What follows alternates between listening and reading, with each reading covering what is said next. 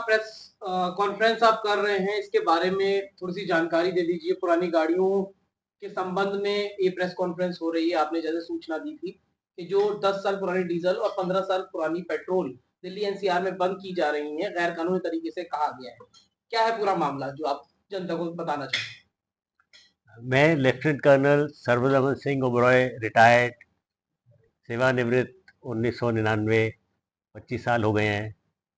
मेरी नोटिस में आया कि कुछ ऐसे मामले हैं जहां 10 साल पुरानी और 15 साल पुरानी डीजल और पेट्रोल गाड़ी को रिन्यू नहीं किया जा रहा था, जो कि लिखा हुआ है कि 5 साल के रिन्यूअल होगा, लेकिन कर नहीं रहे थे एनसीआर में, और कहीं रूल नहीं है कि एनसीआर में नहीं होगा। और ये जब नोटिस में आया है तो शुरू में लगा कि शायद कोई पर्यावरण की वजह से हो रहा है, लेकिन इसकी तहकीकात करने पे पता चला कि पर्यावरण का मामला नहीं है, ये मामला मोटर व्हीकल एक्ट और मोटर व्हीकल रेगुलेशन जो कि सेंट्रल गवर्नमेंट करती है उसका है, और इसमें कोई पर्यावरण से कोई लेना देना नहीं। जो प्रदूषण के लेवल हैं वो फिक्स किए गए 1999-2000 में, और थोड़े बहुत अमेंड हुए हैं, और वो गाड़ी जो प्रदूषण लेवल पास होती है उसको रिन्यू करना अनिवार्य है। तो फिर हमने पूरे जजमेंट निकाल के सब कुछ करके जब देखा तो लगा कि बिल्कुल ये गलत हो रहा है, और ये शायद ये जो मोटर मैन्युफैक्चर हैं इनको कुछ प्रभावित करना है, कुछ प्रॉफिट कराने के लिए हो रहा है, और इससे गरीब आदमी जो है वो मारा जा रहा है। तब मेरे को आया थोड़ा सा गुस्सा, मैंने कहा अब इसको छोड़ना नहीं है, यही है मामला। तो आपने फिर इसके बारे में आगे क्या कदम उठाए, सर थोड़ा सा वो भी बताएं। इसके बाद फिर मेरे पास एक कुछ एडवोकेट आए, फिर उन्होंने इंट्रोड्यूस किया। एक केस चल रहा था मिस्टर मुकेश कुल्ठिया का, और वो चल नहीं रहा था, वो शायद रुका हुआ था। फिर हमने इंटरेस्ट लेके उसमें चंडीगढ़ गए और वो करवाया, फिर गुड़गांव में भी करा, और अब केस ऐसा हो गया कि सेंट्रल गवर्नमेंट तकरीबन मान गई है कि हाँ ये सेंट्रल गवर्नमेंट ने नहीं रोका है, ये स्टेट गवर्नमेंट रोक रही है, जो कि स्टेट गवर्नमेंट की पावर नहीं। आप भी लोगों से अर्ज करो कि आओ। तो अब जो लोग हैं उनको चाहिए कि कभी भी कोई कानून है वो कानून से चलें, और ये गैर कानूनी जो काम हो रहा है इसमें साथ नहीं दें। लोगों को इसमें आवाज़ उठानी चाहिए कि ये गैर कानूनी काम नहीं चलेगा, चाहे गवर्नमेंट क्यों ना करे, ये कॉन्स्टिट्यूशन के खिलाफ है। सर आपको नहीं लगता कि एकदम से जिस तरीके से 15 साल गाड़ियां पुरानी हो जाना, जो पेट्रोल की बात करी है, वहीं डीजल की 10 साल में गाड़ियां बात करना, तो ऐसे में ये कितना चैलेंजिंग है? और क्या आपको लगता है कि इसमें आपकी जीत होगी, या कितना मुश्किल आपको लगता है? मुश्किल तो बहुत है, कोई काम आसान नहीं है, लेकिन मुश्किल काम को करना यही तो करना है, और ये लोगों का साथ होगा तो हो जाएगा। एडवोकेट मुकेश कुल्ठिया जी, बताएं इस बारे में ज्यादा जानकारी आप क्या देना चाहते हैं, जो एनजीटी ने या फिर सुप्रीम कोर्ट की गाइडलाइंस का हवाला देकर बैन किया हुआ है 10 साल पुराने डीजल वाहन और 15 साल पुरानी पेट्रोल वाहनों। जो डिपार्टमेंटल सर्कुलर्स या memos transport commissioner office Delhi और ट्रांसपोर्ट कमिश्नर ऑफिस हरियाणा या कई कमिश्नर ऑफ पुलिस ऑफिस या एमसीडी जो जारी कर रहे हैं, उन्हों का पहला ग्राउंड है 2015 के एनजीटी के आदेश के अनुसार 10 साल पुरानी डीजल और 15 साल पुराने पेट्रोल वाहनों पर दिल्ली एनसीआर में पाबंदी लगा दी गई है। MC Mehta versus Union of India में सुप्रीम कोर्ट ने भी अनुमति दी है। यहाँ से शुरुआत होती है, मैं वहीं से शुरू करता हूँ।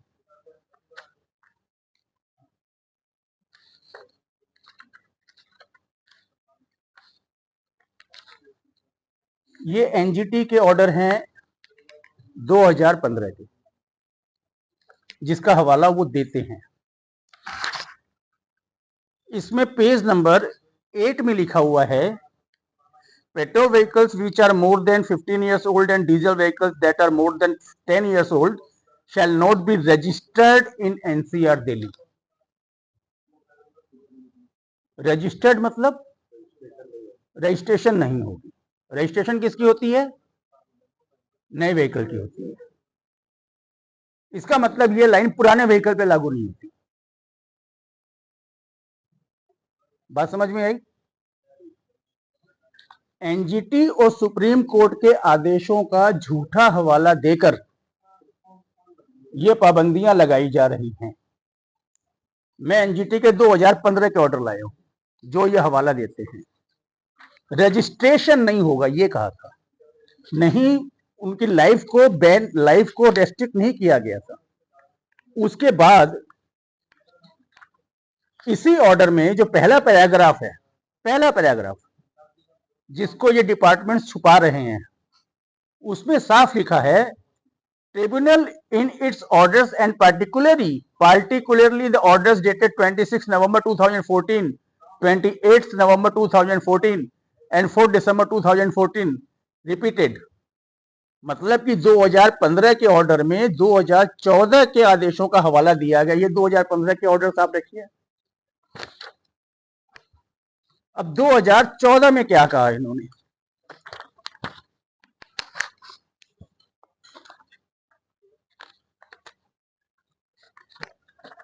दो 2014 में, ये 2014 के ऑर्डर्स हैं। एनजीटी ने साफ कहा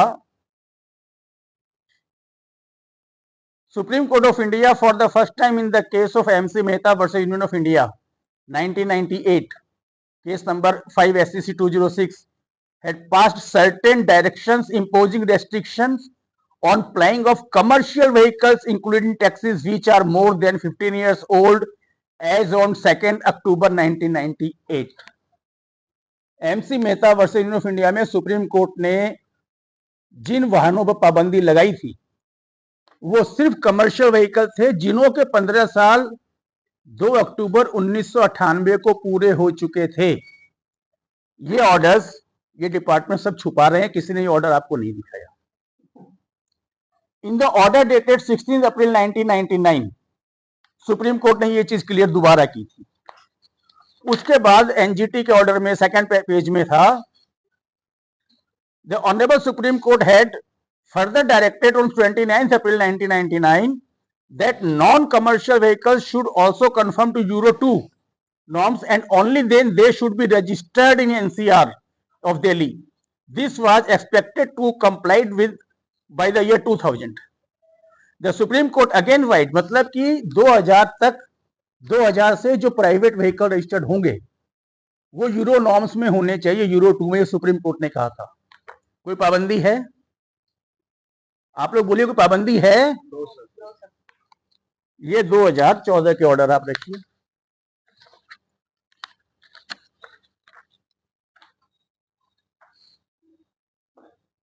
दो 2015 के ऑर्डर में कोई पाबंदी नहीं थी, 2014 के ऑर्डर में कोई पाबंदी नहीं थी। अब उन्होंने कहा कि सुप्रीम कोर्ट ने 2018 में इसको वो किया था, मतलब कि इस पाबंदी को जस्टिफाई किया। 2018 के सुप्रीम कोर्ट के ऑर्डर दिखाता हूं, उसके पहले मैं एनजीटी के 2 ऑर्डर और दिखाता हूं। 2016 में एनजीटी ने फिर रिपीट किया, वो 2015 के ऑर्डर का हवाला आपको देते हैं। 2015 के बाद 2016 में एनजीटी ने रिपीट किया कि हमारे 2014 के आदेशों का पालन ये डिपार्टमेंट नहीं कर रहे, जिसमें एनजीटी ने साफ कहा था कि वो वाहन जिनके 15 वर्ष 2014 में पूरे हो चुके हैं, 2014 के ऑर्डर्स में लिखा हुआ है कि जिनके जो वाहन 2014 में जिनके 15 वर्ष पूरे हो चुके हैं उनको रजिस्टर्ड नहीं करेंगे या चलने नहीं देंगे। ये 2016 का, ये भी डिपार्टमेंट आपसे छुपाता है। अब हम आते हैं 2017 के ऑर्डर एनजीटी के। एनजीटी के 2017 20 जुलाई 2017 एनजीटी ने इन ऑर्डर्स में सुप्रीम कोर्ट के आदेशों का हवाला दिया 1998 का भूरेलाल कमेटी का, जिसका जो सुप्रीम कोर्ट ने बनाई थी प्रदूषण के संबंधित मामलों में। पेज नंबर 45 एनजीटी ने लिखा है, it was clarified that there is not bar on sale or registration of vehicles produced prior to the aforesaid date, and this was procedure to be followed when country migrated to BS2 and BS3 emission norms in 2001 and 2005. 2000 के बाद 2001 and 2005 में BS norms में आए थे। Not बार, कोई बार नहीं है, MGT ने क्लैरिफाई किया है और सुप्रीम कोर्ट के एमसी मेहता का इसमें हवाला भी दिया है। ये रखिए आप एनजीटी के 2017 के आदेशों को। अब उन्होंने कहा, डिपार्टमेंट साहब को कह रहे हैं दिल्ली और हरियाणा वाले कि 2018 में सुप्रीम कोर्ट ने पाबंदी लगाई। सुप्रीम कोर्ट ने 2018 में कोई पाबंदी नहीं लगाई। सुप्रीम कोर्ट ने यह कहा था कि the vehicles can be ban in terms of the order pass by NGT, in terms of NGT. तो एनजीटी के जो ऑर्डर है वो मैंने आपको दिखाए 2018 के, 2018 सुप्रीम कोर्ट के। सुप्रीम कोर्ट ने लिखा है सिर्फ the vehicles more than 15 years old shall not apply in NCR in terms of the order of the National Green Tribunal। और नेशनल ग्रीन ट्रिब्यूनल ने सुप्रीम कोर्ट के आदेशों का हवाला देते हुए बता दिया था कि उन व्हीकल्स पर पाबंदी है, पानी मंगवा लेने, जिनों के 15 साल 2 अक्टूबर 1998 को पूरे हो चुके थे। वो गिलास में भेज देंगे। और क्लियर हो गया? ये सुप्रीम कोर्ट के ऑर्डर है 2098 सॉरी 1998 के। माननीय सुप्रीम कोर्ट ने साफ कहा था अपने ऑर्डर्स में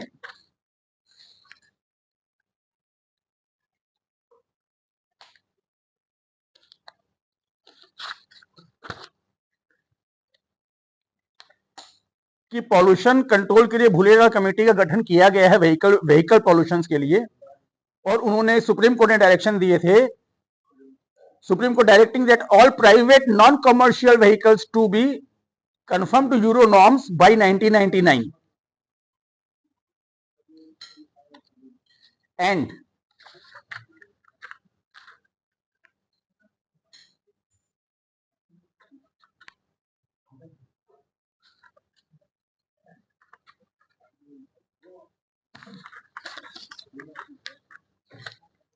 all private non-commercial vehicles which conform to Euro 2 norms may be registered in NCR without any restriction.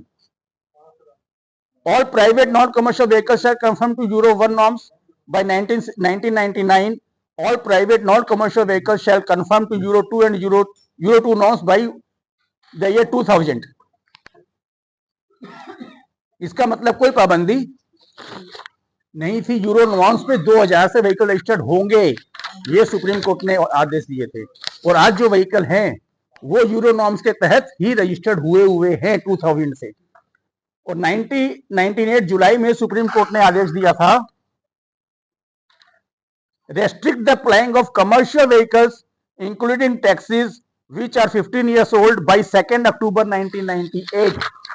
15 साल पुराने वो वाहन जो 2 अक्टूबर 1998 में 15 साल के हो चुके थे।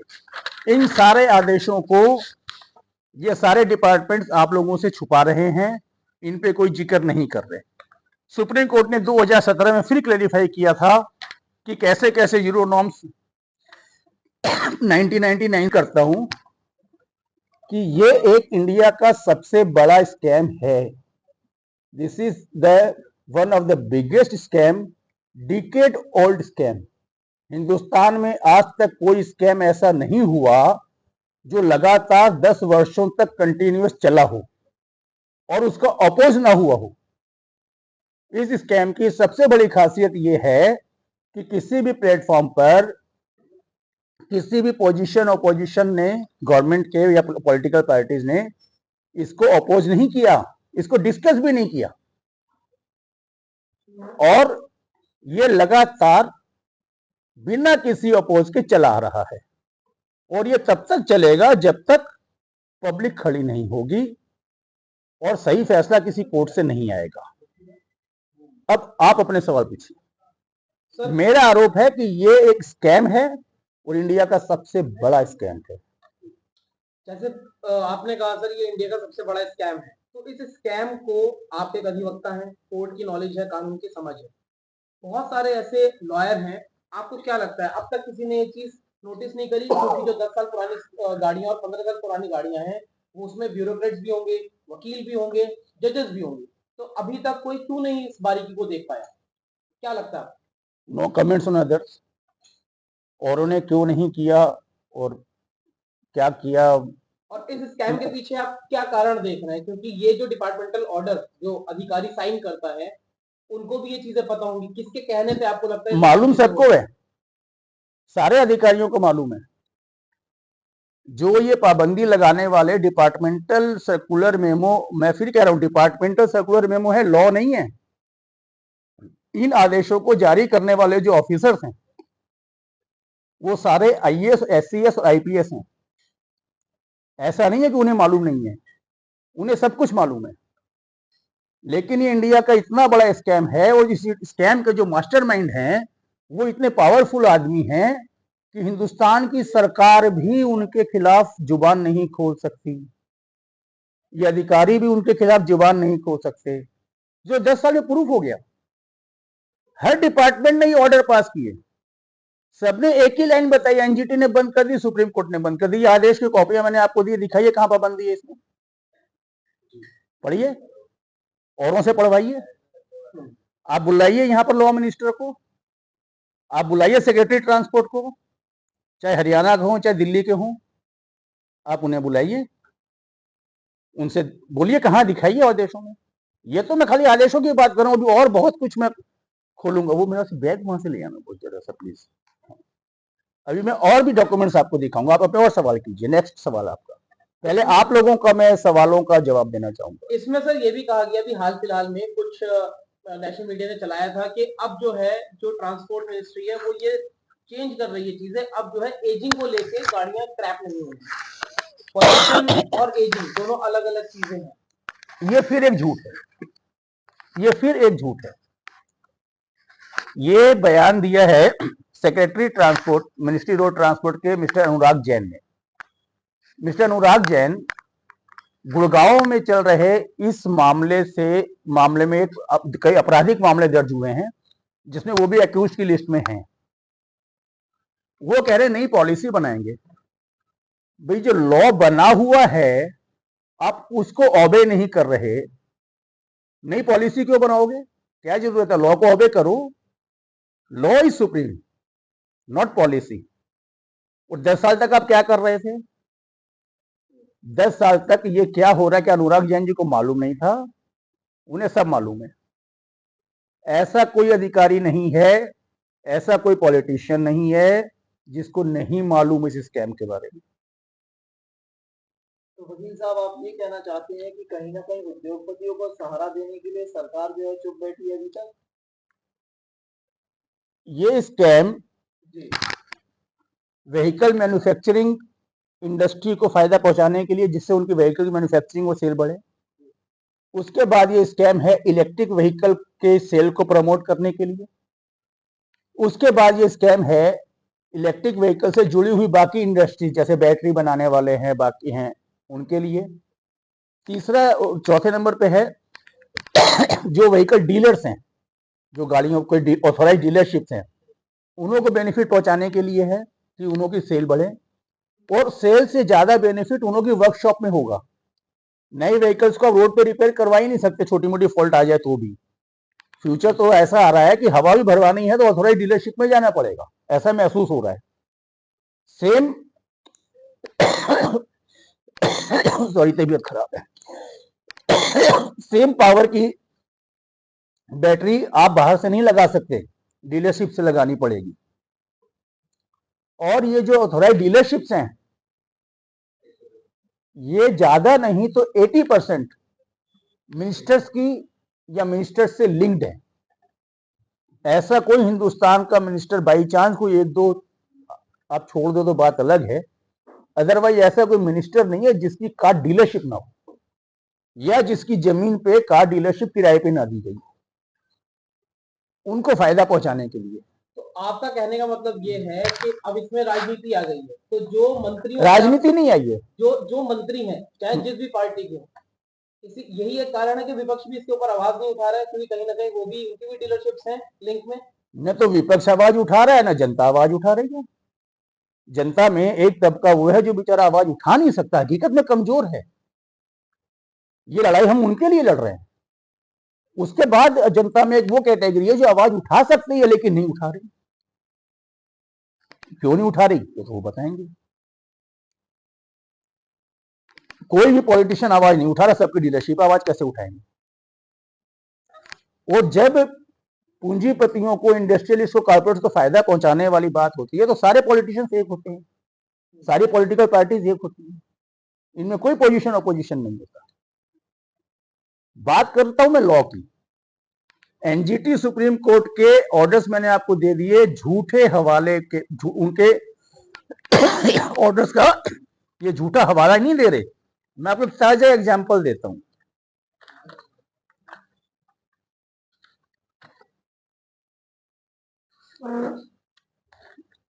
ये हरियाणा ट्रांसपोर्ट डिपार्टमेंट का एक नोटिफिकेशन है, मतलब ऑफिशियल सर्कुलर।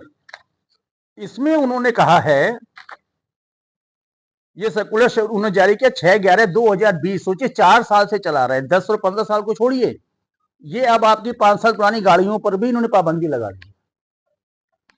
2020 का सर्कुलर है कि अगर आप किसी और स्टेट से कार लेके आते हैं, गुड़गांव में या हरियाणा में, तो दिल्ली एनसीआर में वो ट्रांसफर नहीं होगी आपके नाम पे। क्यों? बोले यूरो 4 है। तो क्या हुआ? बोले जी 2020 का यूरो 6 होगी। भाई कहां लिखा हुआ है? तो इन्होंने बकायदा ये सर्कुलर निकाला और इसमें इसने सुप्रीम कोर्ट के आदेशों का हवाला दिया। उन्होंने बकायदा ये लिखा है कि सुप्रीम कोर्ट ने 27/3/2020 और 13/8/2020 को जो जजमेंट दी है यूरो 6 और यूरो 4 का रजिस्ट्रेशन के मामले में, उसमें री रजिस्ट्रेशन बंद कर दी, जबकि इन आदेशों का रजिस्ट्रेशन से कोई संबंध ही नहीं। उन आदेशों में नई गाड़ियों के रजिस्ट्रेशन का मामला था। और ये जो आदेश हैं, यही आदेश दिल्ली सरकार ने भी रिपीट किए।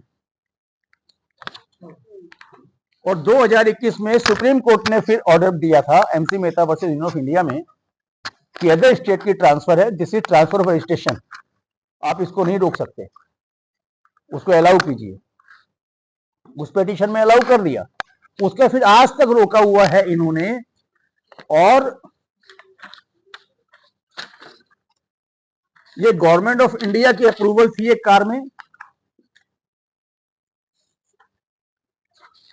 गुड़गांव के एसडीएम श्री रविंद्र कुमार जी ने लॉ को, central motor vehicle act and rules को फॉलो करने से मना किया एक कार के रिन्यूअल के मामले में, 15 साल पुरानी कार के। उसके बाद गवर्नमेंट ऑफ इंडिया से बकायदा ये अप्रूवल आई है कि 15 साल पुरानी गाड़ी गुड़गांव में जो रजिस्टर्ड है वो रिन्यू होगी। उसके बाद फीस पे हुई है गवर्नमेंट के ऑर्डर्स के बाद। ये आपके सामने है, ये गवर्नमेंट के ऑर्डर्स हैं, गवर्नमेंट की अप्रूवल है। अगर एनजीटी सुप्रीम कोर्ट ने बंद किया है तो गवर्नमेंट ये अप्रूवल नहीं देती। नंबर 1, गुड़गांव के एसडीएम श्री रविंद्र कुमार जी के खिलाफ गुड़गांव नॉर्थ के जो हैं, गुड़गांव कोर्ट में violation of law, abuse of power, breach of trust, criminal breach of trust और अन्य धाराओं के तहत क्रिमिनल कंप्लेंट की प्रोसीडिंग शुरू हो चुकी है, विटनेसेस चल रहे हैं। इसके बाद मैं आपको ताजा एग्जांपल देता हूं। एक मैटर बादशाहपुर एसडीएम ऑफिस में गया, उन्होंने मना किया, जिनकी गाड़ी थी उन्होंने मुझसे संपर्क किया, मैंने वहां प्रेजेंटेशन दी 11 तारीख को ministry road surface transport, ministry नहीं, स्टेट ट्रांसपोर्ट हरियाणा को भी। एसडीएम बादशाहपुर ने motor vehicle act and rule को मानने से मना कर दिया, सुप्रीम कोर्ट के ऑर्डर्स को मानने से भी मना कर दिया और कहा कि हमने गाइडेंस मांगी है एसटीसी ऑफिस से। मैंने कहा एसटीसी ऑफिस ने अगर गाइडेंस नहीं दी, डायरेक्शन नहीं दी है तो बोले वेट कर लेते हैं। मैंने कब तक वेट करेंगे, अगर एक हफ्ते में डायरेक्शन नहीं है तो आप अलाउ करोगे ट्रांसफर? बोले नहीं मैं नहीं करूंगा। उनके खिलाफ सोमवार को क्रिमिनल कंप्लेंट फाइल होने जा रही है और जो नोटिस मैंने सर्व किए हैं एसडीएम बासापुर श्री अंकित चौकसे जी को, ये उसकी रिसीविंग कॉपी है।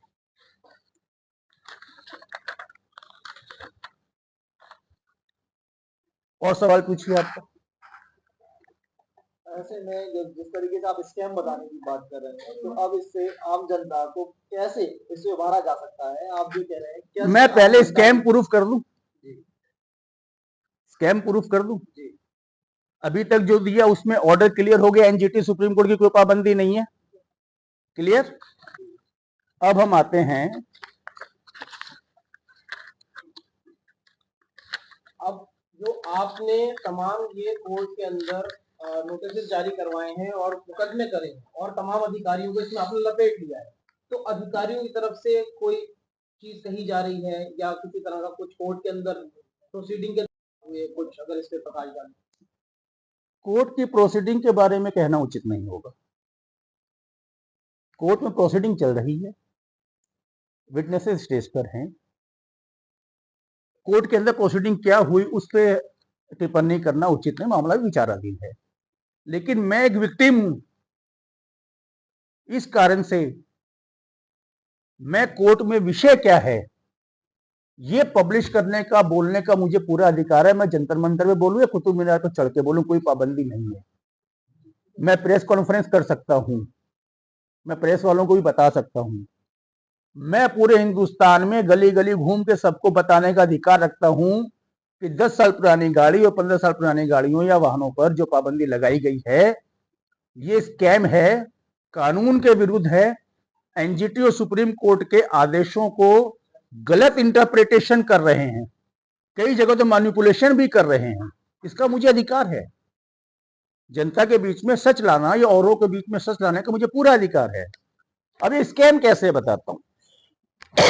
उन आदेशों के बाद ये हैं दिल्ली के transport minister mister Kailash Gehlot, ये दिल्ली के लॉ मिनिस्टर भी हैं, ये लॉयर भी हैं, इनको कानून की जानकारी भी है। ये उन्हों के बयान हैं 2020 या 21 के हैं, नजर कम आ रहा है। Central motor vehicle act and rule में अमेंडमेंट हुई 2019 में, जिसके मुताबिक एक गाड़ी की लाइफ पेट्रोल हो या डीजल 15 साल है, प्राइवेट कार की या मोटरसाइकिल स्कूटर की जो भी, उसके बाद रिन्यूएबल है। इन्होंने बयान दिया कि ये कानून हम दिल्ली में लागू नहीं करेंगे। ऐसी क्या मजबूरी थी, दिल्ली के लॉ मिनिस्टर कह रहे हैं कि हम देश का कानून दिल्ली में लागू नहीं करेंगे, और वो खुद एक लॉयर हैं, वो लॉ मिनिस्टर भी है, ट्रांसपोर्ट मिनिस्टर भी है। एक देश के किसी भी स्टेट का, विशेषकर दिल्ली स्टेट के लॉ मिनिस्टर कहें कि हम देश का कानून दिल्ली में लागू नहीं करेंगे, आप इसकी उम्मीद कर सकते थे? कभी कभी सुना था ऐसा? इसका मतलब आप समझिए, ये कॉपी रखिए, लॉ मिनिस्टर। उसके बाद आइए जी,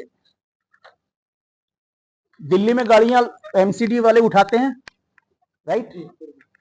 10 साल पुरानी गाड़ियां उठाई कि नहीं उठाई? 10 साल पुरानी गाड़ियां उठी कि नहीं उठी? ये एमसीडी का नोटिस है। इसमें पहले पैराग्राफ में लिखा है, पहले whereas the honourable National Green Tribunal vide its order in matter title Vardhaman Kaushik versus Union of India, जो कि मैंने ऑर्डर कॉपीज दी हैं, वही झूठ दोहराया है।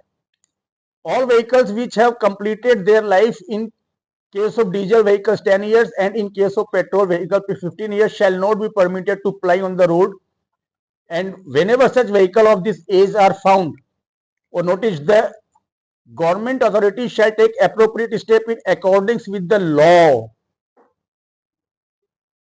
लॉ क्या कहता है? डीजल हो या पेट्रोल 15 साल प्लस रिन्यूअल, तो ये कैसे पाबंदी लगा दी? आदेशों का हवाला दिया वर्धमान कौशिक का, जो मैंने कॉपीज दी हैं। और मैं आपकी जानकारी में बहुत अच्छी चीज डाल दूं कि Vardhaman Kaushik versus Union of India की पेटिशन आप लोग निकलवाइएगा, या मेरे से मेल पे मैं भेज दूंगा, उसमें गाड़ियों का मामला है ही उसमें गाड़ियों का मामला ही नहीं है। फिर एनजीटी ने गाड़ियों पे आदेश क्यों निकाले, ये मेरे को समझ में नहीं आ रहा। फिर भी चलो निकाल भी दिए, तो जो उन्होंने आदेश दिया उसमें तो कोई पाबंदी नहीं। ये झूठ बोल रहे हैं एमसीडी दिल्ली वाले।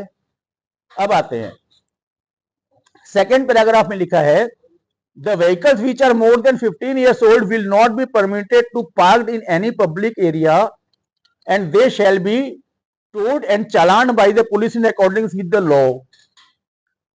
लॉ में तो कोई पाबंदी है नहीं, चालान पुलिस करे, कोई ऐसा कोई डायरेक्शन नहीं है। जब 15 साल आप लिख रहे हो तो आप 10 साल पुरानी डीजल गाड़ी क्यों उठा रहे हो? खुद एमसीडी 15 साल लिख रही है ना, 10 साल पुरानी क्यों उठा रही है? क्या बीमारी है? और आगे आइए, air quality management system GRAP के ऑर्डर्स लागू करती है, जब मर्जी निकाल देती है ऑर्डर।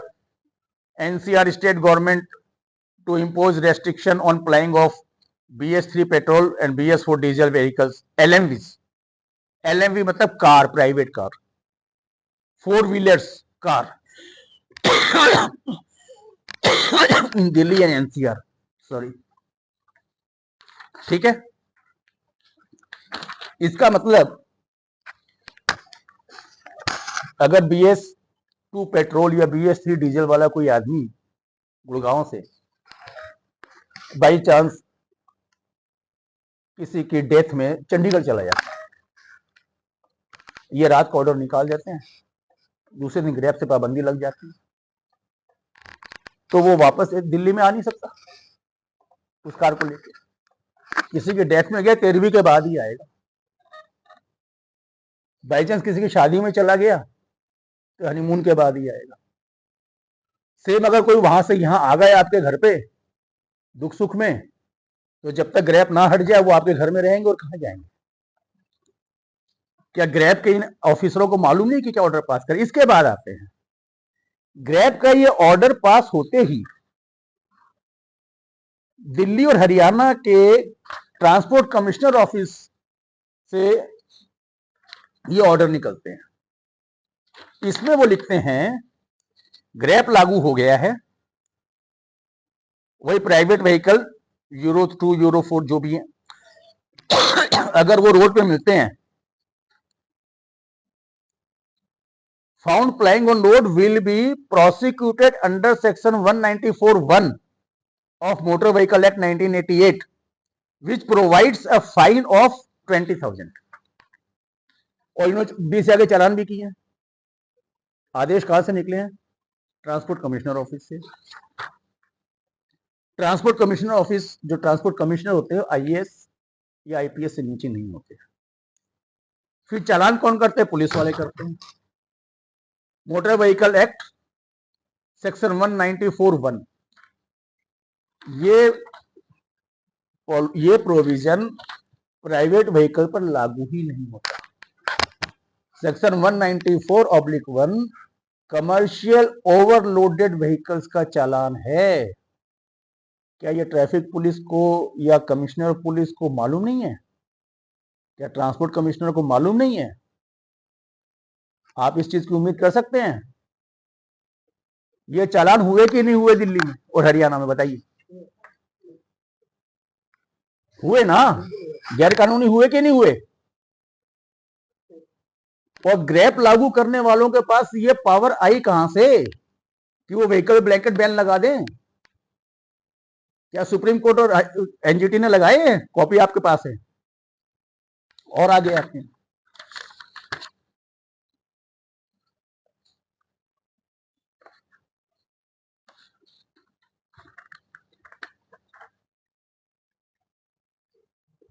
ये स्क्रैपिंग पॉलिसी है जो कि इंट्रोड्यूस की गई थी, बाद में लॉ भी बन गया। ये मिनिस्ट्री रोड ट्रांसपोर्ट की प्रेस ब्यूरो है 2021। आज क्या चल रहा है? 24 एंडिंग है 24 एंडिंग है ना। इसमें क्या लिखा हुआ है? Minister road transport and highway Shri Nitin Gadkari today announce the vehicle scrapping policy this which is voluntary.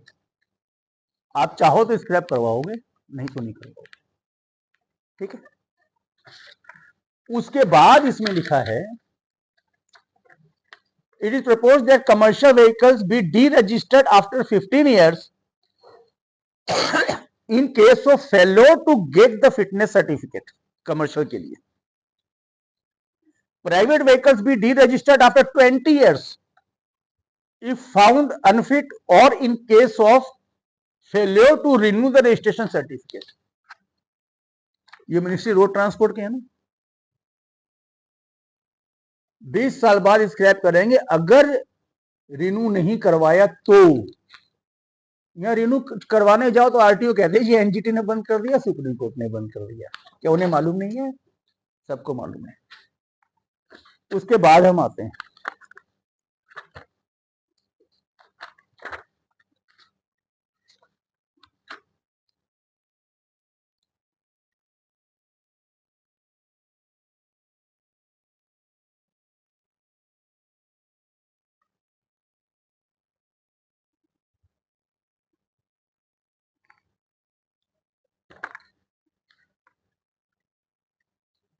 Orders में क्लियर हो गया। मोटर व्हीकल एक्ट, अब मैं ये आपको बंच दे दूंगा। मोटर व्हीकल एक्ट सेक्शन 41 कहता है कि व्हीकल की लाइफ डीजल हो या पेट्रोल 15 साल प्लस रिन्यूएबल। 2019 में अमेंडमेंट हुई, उसका प्रोविजन है। 2021 में अमेंडमेंट हुई रूल 81 में, फीस बढ़ा के 1000 से 5000 की गई। 5000 दीजिए, रिन्यू करवाइए। ये मोटर व्हीकल रूल्स है, सेंट्रल मोटर व्हीकल रूल। 2023 में सेंट्रल मोटर व्हीकल रूल 52 को अमेंड करके 52A इंसर्ट किया गया। उसमें कहा गया कि जो गवर्नमेंट व्हीकल्स हैं 15 साल बाद उनके रिन्यू नहीं होगी। इसका मतलब प्राइवेट की होगी। क्लियर है? कोई पाबंदी? लॉ है, लॉ में लिखा हुआ है। लॉ से ऊपर तो कोई ऑर्डर नहीं हो सकता। लॉ के कॉन्ट्रारी ने तो ऑर्डर एनजीटी दे सकता है ना सुप्रीम कोर्ट दे सकता है, और उन्होंने दिया भी नहीं। लॉ की बात कोई ऑफिसर आपसे नहीं करेगा। अब मैं बताता हूं कि स्कैम कैसे है।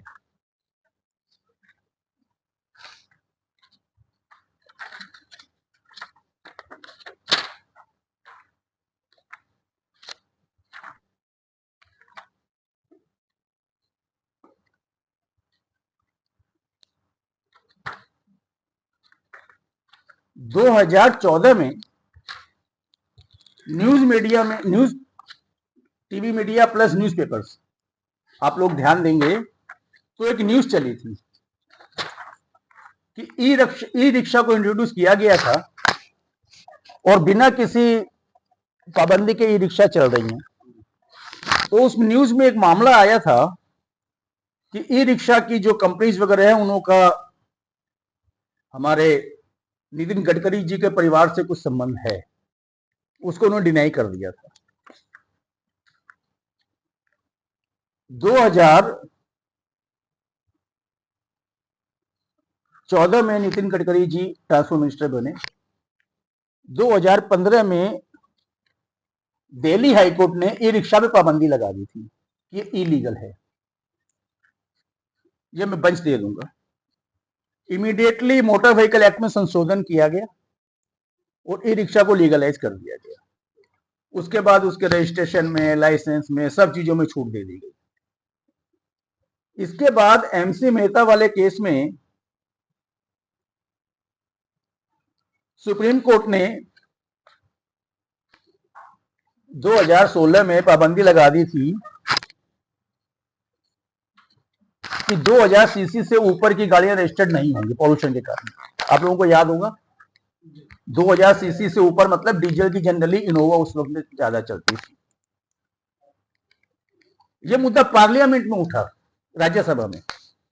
राज्यसभा में बाबुल सुप्रियो ने इस पे काफी चिंता व्यक्त की थी। वो शायद मिनिस्ट्री फॉर इंडस्ट्री थे, आई थिंक, मैं देखता हूँ, minister of state in the ministry of heavy industries. Rajya Sabha का मुद्दा बन गया कि गाड़ियां बंद कर दी गई रजिस्ट्रेशन, जब टेम्पररी बंद की थी सुप्रीम कोर्ट ने, ये परमानेंट बंद की थी, ऐसा नहीं है। लेकिन राज्यसभा में मुद्दा बना, बकायदा गवर्नमेंट सुप्रीम कोर्ट पहुंची और वहां पे ये कहा कि भाई कानून में तो कोई पाबंदी है नहीं, तो आपने इसको बंद क्यों किया, इसको रिलीफ दीजिए प्लीज। कंपेयर किया, सुप्रीम कोर्ट ने कहा ठीक है। उन्होंने कहा कि मैं 1% ग्रीन टैक्स भी दे देंगे। सुप्रीम कोर्ट ने ग्रीन टैक्स नहीं कहा था, इन्होंने खुद कहा। और ग्रीन टैक्स कौन देगा? पब्लिक देगी। बिल्कुल, मैन्युफैक्चरिंग कंपनी तो देगी नहीं, पब्लिक से ग्रीन टैक्स लिया गया विदाउट एनी रीजन। उसको फिर सुप्रीम कोर्ट ने चलो इजाजत दे दी कि ठीक है, लॉ में है। ये लॉ की बात ये मिनिस्टर्स पुरानी गाड़ियों के मामले में क्यों नहीं करते? नई गाड़ियों पे पाबंदी टेम्परेरी लगी तो आपको लॉ याद आ गया। पुरानी गाड़ियों पे 10 साल से झूठ बोल के पाबंदी लगा रहे हैं, लॉ याद नहीं आया। उसके बाद आइए,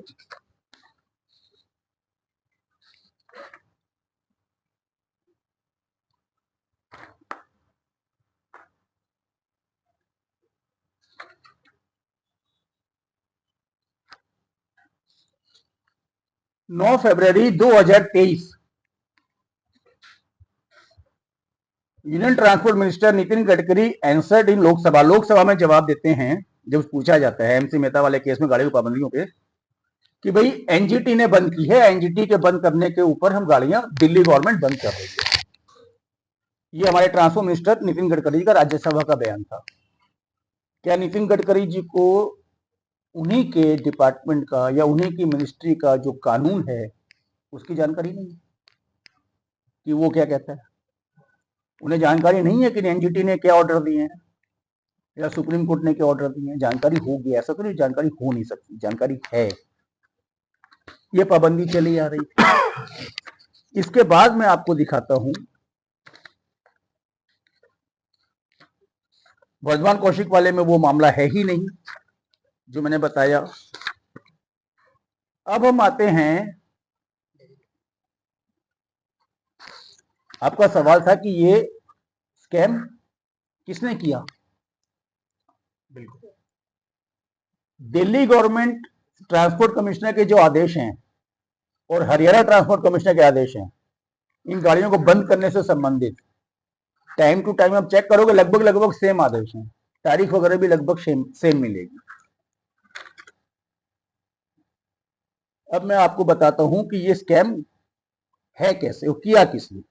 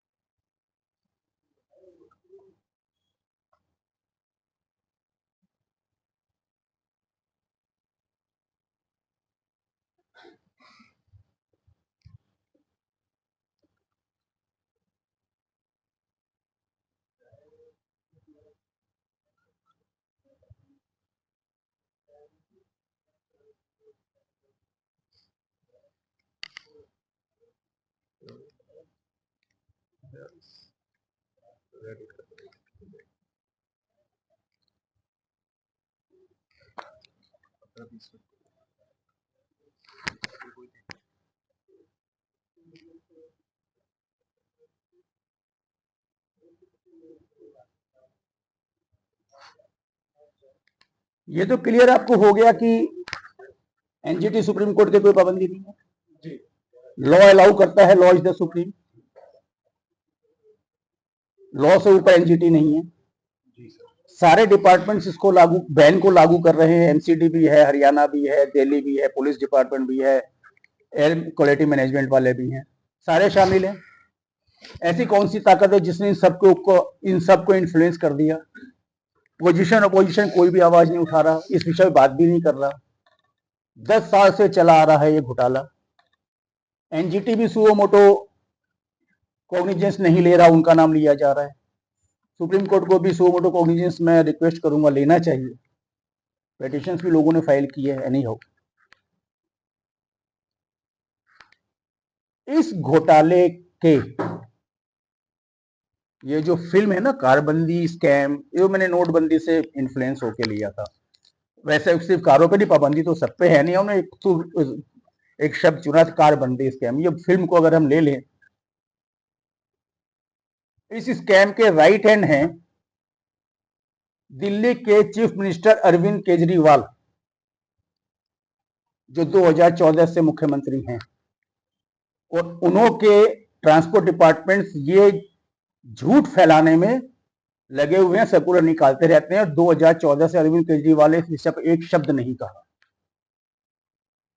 इस मूवी के लीड रोल में है अरविंद केजरीवाल, चीफ मिनिस्टर दिल्ली। इस स्कैम के राइट हैंड हैं राहुल गांधी, 10 साल से दिल्ली में हैं, इस विषय पे एक शब्द नहीं कहा। जब भी चुनाव आता है वो पद यात्रा करते हैं, अच्छी बात है, करनी भी चाहिए। मैं रिक्वेस्ट करूंगा कि अब की बार पद यात्रा करें तो हर गली मोहल्ले में जाके बताएं कि ये स्कैम है, ये झूठ बोल के आपकी गाड़ियों को पाबंदी लगाई जा रही है, जिससे कि मैन्युफैक्चरर्स को बेनिफिट हो, उनके डीलर्स को बेनिफिट हो, उनके सबऑर्डिनेट इंडस्ट्री को बेनिफिट हो। और इस फिल्म के डायरेक्टर, प्रोड्यूसर, ये स्कैम के मास्टरमाइंड हैं हमारे देश के ट्रांसपोर्ट मिनिस्टर नितिन जे गडकरी। 2014 में जो है उसके बाद से स्कैम चल रहा है कंटिन्यूअस, जिम्मेवारी उन्हीं की बनती है, उनके बाद ही चल रहा है। और वो बकायदा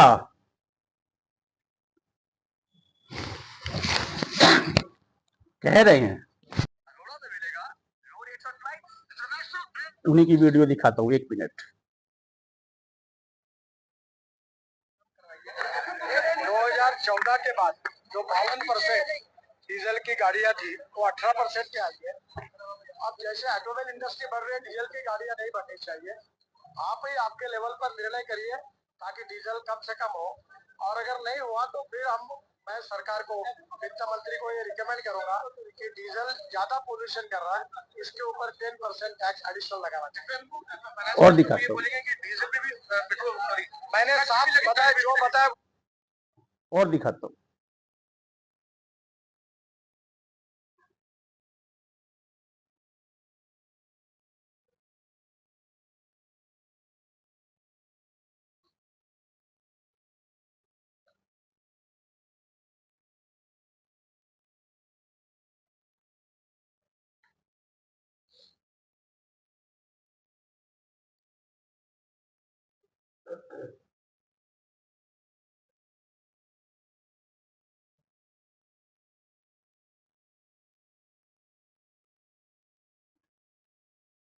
I was not prepared, otherwise मैं इसको पहले निकाल लेता तो अच्छा रहता।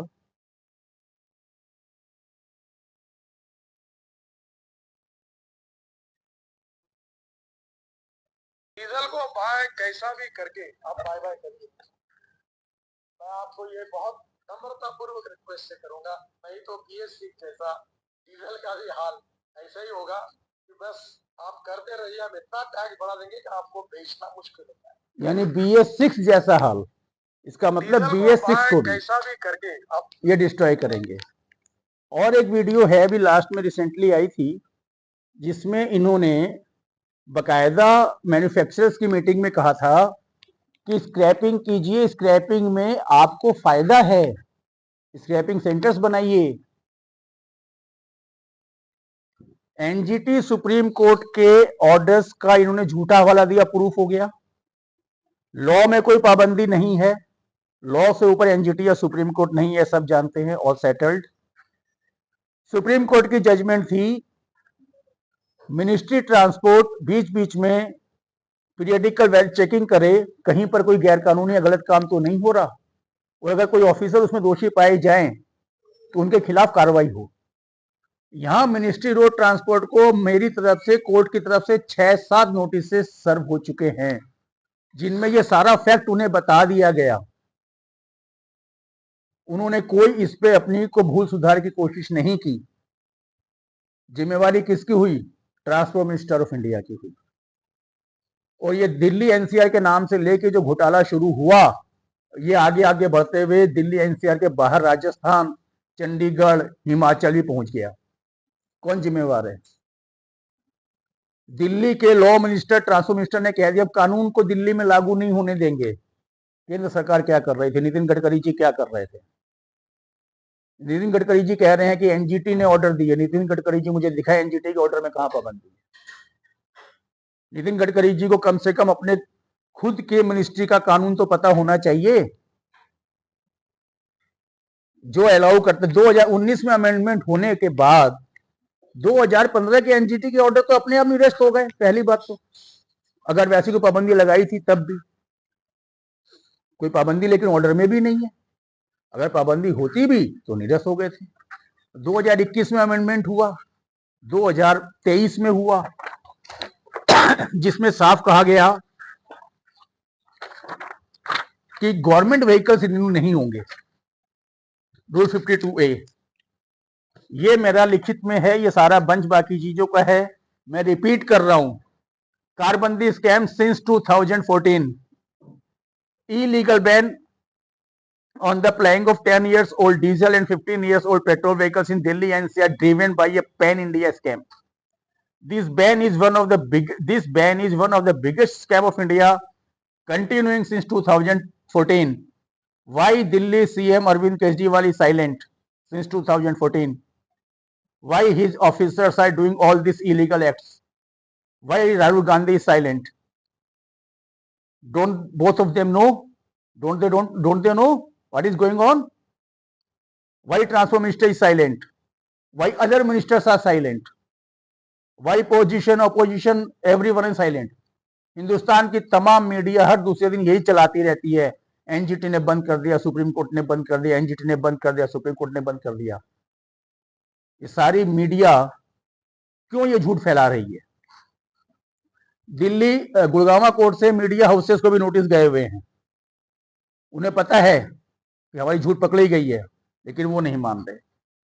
Since 2014 to till date, registration certificate to all diesel cars is being issued for 15 years. आपकी कार की आरसी निकालिए, डीजल की कार की 15 साल की आरसी आज भी इशू हो रही है। क्या कोई कानून ऐसा हो सकता है? क्या सुप्रीम कोर्ट ने कहा है कि 15 साल की आरसी इशू करो, 10 साल में उसको बंद कर दो? क्या पूरे संसार में कहीं ऐसा कानून आपने देखा है? क्या ऐसी पाबंदी पूरे वर्ल्ड में कहीं पर है? कोई कानून, कोई भी सर्टिफिकेट आपने ऐसा देखा जो वैलिडिटी के 5 साल पहले एक्सपायर हो जाता हो? कानून में लिखा है कि रिन्यूअल करेंगे, रिन्यूअल नहीं करेंगे, आप मरने के पहले फूंक दोगे इंसान को क्या? Delhi CM Arvind Kejriwal is playing a lead role to execute this scam. Rahul Gandhi in side actor or silent role actor, and the director producer of Carbandi scam since 2014 is Transport Minister, Government of India, Nitin J Gadkari. और बता दूं, ये जो pollution है Delhi NCR में, मेरा मानना है कि ये साइंटिफिकली क्रिएटेड पॉल्यूशन है, ये नेचुरल पॉल्यूशन नहीं है। आज साइंस इतनी तरक्की कर चुका है कि आर्टिफिशियल बारिश हो सकती है, तो आर्टिफिशियल पॉल्यूशन भी हो सकता है। यह पॉल्यूशन 2014 या 15 से शुरू हुआ, और मुझे लगता है कि जब तक नितिन गडकरी जी ट्रांसपोर्ट मिनिस्टर हैं, तब तक ये पॉल्यूशन नहीं खत्म होगा। इस पॉल्यूशन की पाबंदियों का क्या इफेक्ट हुआ मालूम है? सिर्फ गाड़ियां बंद हुई और कुछ नहीं बंद हुआ। इंडस्ट्री फैक्ट्री हफ्ते 10 दिन के लिए बंद हुई, फिर चल गई। गाड़ियां परमानेंट स्क्रैप होती चली गई। इन गाड़ियों को बंद करने के लिए इन्होंने ऑड इवेन लगाया था, वो भी इलीगल था। उसको मैंने गुड़गांव कोर्ट से चैलेंज किया था। ये कहते पराली, पंजाब की पराली चंडीगढ़ में प्रदूषण नहीं फैलाती, हिमाचल में प्रदूषण नहीं फैलाती, दिल्ली आके प्रदूषण फैलाती। ये कोई पाइप से भेजते हैं कि पराली? वहां से किसान एक पाइप लगा दी दिल्ली एनसीआर में कि आप जाइए यहां से पोल्यूशन वहां फैलाइए। आपने टीयर गैस का इफेक्ट देखा है? टीयर गैस का यही इफेक्ट है जो इस पॉल्यूशन का आप देख रहे हो। आंखों में जलन, गले में खराश, खांसी, दम घुटना। अगर टीयर गैस के पॉल्यूशन को जो केमिकल इफेक्ट है उसको एक स्मॉल क्वांटिटी में आप हवा में फैला दें तो यही पॉल्यूशन होगा। और ये गाड़ियों को बंद करने के लिए फैलाया गया, मेरा मानना है। नहीं तो 10 साल में क्या हिंदुस्तान इतना गया गुजरे, हिंदुस्तान के साइंटिस्ट इतने गए गुजरे हैं कि इस पॉल्यूशन कारण नहीं बता पाए आज तक। ये कारण मैंने आपको बताया, ये बंच है, सारा प्रूफ इसमें है। और ये बंच आप रखिए और पूछिए। अब क्या करना चाहिए जनता को सर, क्योंकि तमाम चीजें आपने सामने ले आए हैं। आप जिस तरह से गलत हवाले दिए गए, सारे पॉलिटिशियन सम्मिलित हैं, गैर कानूनी तरीके से तमाम ये चीजें चल रही हैं जो आपने एविडेंसेस दिए हैं, स्कैम एक बहुत बड़ा प्रूव कर रहे हैं। अब किसका रोल है? बुढ़ापे का सहारा या तो औलाद होती है या लाठी होती है। आपकी गाड़ियां आपकी प्रॉपर्टी है। गैर कानूनी तरीके से झूठ बोलकर हर रोज नए नए हथकंडे अपनाकर ये छीनी जा रही है। दिल्ली में तो ऐसे ऐसे मैटर सुनने में आया कि चलती हुई रोड पे से गाड़ियों में से पैसेंजर को हटा के गाड़ी स्क्रैपिंग एजेंसियों को देगी। गुड़गांव कोर्ट में जो मामले क्रिमिनल केस के चल रहे हैं उसमें दिल्ली के ट्रांसपोर्ट सेक्रेटरी, ट्रांसपोर्ट कमिश्नर और एमसीडी कमिश्नर के ऊपर चोरी और डकैती के आरोप भी लगाए गए हैं। विटनेसेस चल रही हैं। झूठ बोल के आपकी प्रॉपर्टी छीनना या चुरा लेना चोरी होती है, जबरदस्ती छीन लेना डकैती होती है।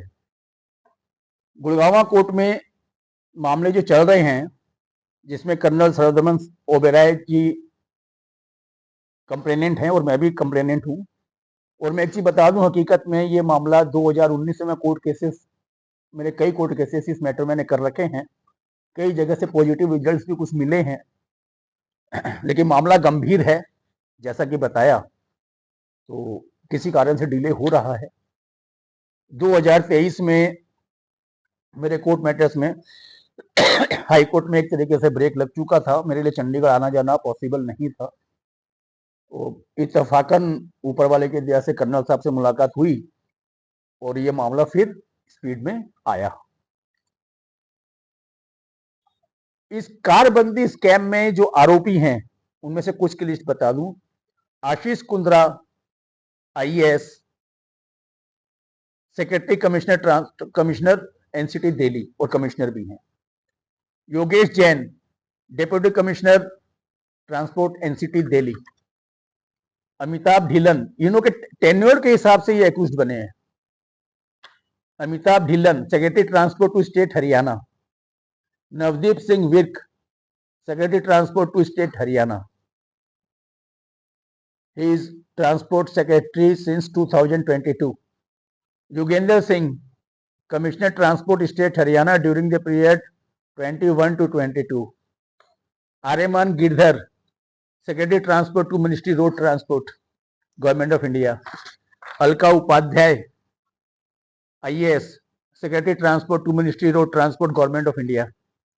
अनुराग Jain IAS, secretary transport to ministry road transport, government of India. ये अनुराग जैन जिन्होंने बयान दिया था कि हम नई पॉलिसी लाएंगे। क्या चीज की पॉलिसी लाओगे आप? कानून में क्या लिखा हुआ है? लॉ की बात क्यों नहीं करते? आप लॉ को ओबे नहीं करोगे, पॉलिसी लेके आओगे? झूठ बोलते, नाटक करते हैं लोग। Vinkesh Gulati, chairman federation of automobile dealers association. इन्होंने भी मीडिया में झूठ फैलाने में कोई कसर नहीं छोड़ी थी। उसके बाद ज्ञानेश भारती, कमिश्नर एमसीडी। आजकल सुनने में आया कि कंप्लेंट फाइल के पास एक एमसीडी ने गाड़ियां उठानी बंद कर दी। अब दिल्ली ट्रांसपोर्ट डिपार्टमेंट ने कोई अपना स्क्रैपिंग सेल बनाया है। तो चलिए एमसीडी को अकल आ गई, अगर आ गई तो अच्छी बात है। साथ में उन्होंने स्क्रैपिंग एजेंसी जैसे nirvana, Bharat scraper, spine view, फिर ये जो ग्रैब के ऑर्डर लागू करते हैं, that is commission of air quality management, इनके डायरेक्टर आर के अग्रवाल, मेंबर एनपी शुक्ला, ये एक्यूज लिस्ट है इनों की। ट्रांसपोर्ट कमिश्नर शामिल, दिल्ली भी, हरियाणा भी, यूपी राजस्थान भी है ही एनसीआर में। एमसीडी शामिल, बीजेपी के टेनोर पे भी और केजरीवाल के टेनोर पे। कमिश्नर ऑफ पुलिस दिल्ली शामिल, मतलब Delhi police, not specially one commissioner, Delhi police शामिल, हरियाणा पुलिस शामिल। पुलिस को तो इन्होंने बदनाम किया खाम, they are misusing the police. मुझे रोड पे कई पुलिस ऑफिसर्स मिलते हैं, ट्रैफिक ऑफिसर्स मिलते हैं, वो हकीकत में कहते हैं कि लोग हमें बद्दुआ दे रहे हैं साहब, बद्दुआ हमें मिलती है, स्कैम ये लोग करते हैं। पुलिस को इन लोगों ने मिसयूज किया है, डेलिबरेटली मिसयूज किया है। ऑर्डर निकालते हैं कि घर से गाड़ियां ले जाएंगे, जैसे पहले चंबल के डाकू नहीं बोला करते थे घर से ले जाएंगे, तब इन्होंने पुलिस का सहारा लेना शुरू कर दिया प्राइवेट एजेंसियों के साथ में। एयर क्वालिटी मैनेजमेंट वाले शामिल, सारी मीडिया फैला रही है, एनजीटी ने बंद कर दिया, सुप्रीम कोर्ट ने बंद कर दिया। लाइए मेरे सामने लॉ मिनिस्टर ऑफ इंडिया को, आप प्रेस वालों से अर्ज करूंगा, बैठाइए नितिन गडकरी जी को, अरविंद केजरीवाल को, अशोक गहलोत को, इन ऑफिसर्स को बुलाइए ना, दिखाए कहां पर बैन है। कोई बैन नहीं है, झूठ बोलकर, बल्कि लोगों के रोजी रोटी कमाने के जरिए को छीना जा रहा है। ये स्कैम सिर्फ गाड़ियों को बंद करने तक सीमित नहीं है। इनों की पॉलिसी ये है, इनों का स्कैम का उद्देश्य तो ये है कि मिडिल क्लास और लोअर मिडिल क्लास के रोजी रोटी कमाने के जरिए को छीन लिया जाए। क्या 10 साल 15 साल पुरानी गाड़ी इस्तेमाल आप लग्जरी के रूप में करते हैं क्या? आप अपनी रोजी रोटी कमाने के लिए करते हैं। अगर आपकी बाइक या गाड़ी छीन ली जाएगी, आप कहां से कमाओगे? ये मिडिल क्लास और लोअर मिडिल क्लास को बर्बाद कर देने तक की साजिश है। बुढ़ापे का सहारा औलाद या लाठी होती है, लाठी लेके चलो। अब आपको लाठी रखनी पड़ेगी अपने सहारे के लिए। आज ये आपकी प्रॉपर्टी छीन रहे हैं, कल ये आपके बीवी बच्चे छीनेंगे, तब क्या करोगे? आपको संभलना पड़ेगा। मूर्तियों में प्राण प्रतिष्ठा हो सकते हैं, मुर्दों में नहीं हो सकती। तो जो नहीं खड़े होना चाहते ना हो, मैं किसी से कुछ नहीं कह सकता। मैं जो खड़े होना चाहते हैं वो हों, और होना चाहिए। आपके अधिकारों के लिए, आपकी प्रॉपर्टी के लिए आपको लड़ना पड़ेगा। जो कोर्ट में लड़ सकता है कोर्ट में लड़ो, जो सोशल मीडिया पे लड़ सकता है सोशल मीडिया पे लड़ो, जो सड़क पे लड़ सकता है सड़क पे लड़ो। लड़ना पड़ेगा, अपनी अपनी कैपेसिटी के हिसाब से लड़ना पड़ेगा, तभी आप और आपके बच्चे बच पाएंगे। आप सोच लीजिए, क्या आप 15 लाख का इलेक्ट्रिक व्हीकल खरीदने की कैपेसिटी रखते हो?